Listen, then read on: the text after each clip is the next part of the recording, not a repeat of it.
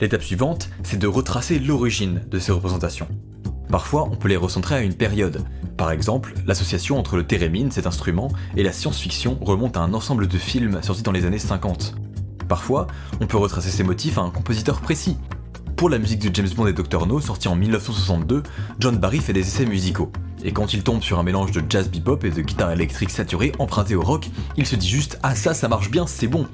Le résultat, c'est que des décennies plus tard, ces codes sont pas juste de James Bond, mais sont devenus des codes du film d'espionnage en général, de Mission Impossible aux Indestructibles, et ils permettent de convoquer tout un imaginaire. Et ces codes, qui concernent des instruments, des accords, des genres musicaux, ou même des effets sonores, aident aussi à provoquer des émotions plus facilement.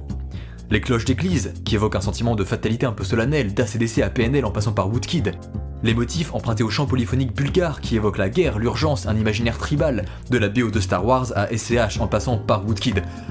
On parlait de James Bond.